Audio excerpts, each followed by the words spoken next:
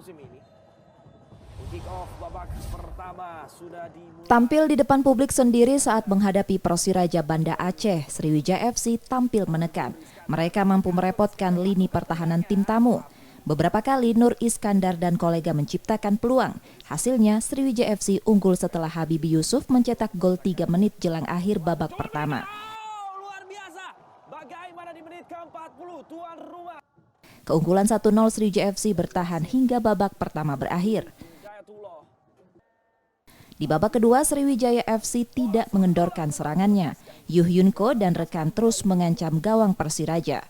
Sriwijaya FC memperlebar keunggulan menjadi 2-0 kembali dari Habibie Yusuf menit 72 dan bertahan hingga akhir laga dengan 2-0. Listiadi, pelatih Sriwijaya FC puas dengan raihan 3 poin ini. Timnya mampu menunjukkan permainan apik. Hasil yang patut kita syukuri ya, karena ini wajib kita dapatkan 3 poin bagi kita. Dan ini otomatis menambah motivasi dan semangat kita untuk menghadapi pertandingan selanjutnya. Jadi ini merupakan langkah awal. Ya, karena kita nanti 2 lagi tour untuk melawan Taro dan Cimahi. Mudah-mudahan modal awal kita dengan 3 poin ini bisa menjadi prospek yang baik atau motivasi yang terbaik untuk kita ke depannya dalam 2 pertandingan.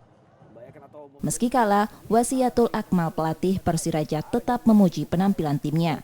Kekalahan dari Sriwijaya FC menjadi pembelajaran sebelum melakoni laga selanjutnya. Alhamdulillah hari ini pertandingan sangat menarik dan sangat lancar, dan saya ucapkan selamat untuk Sriwijaya.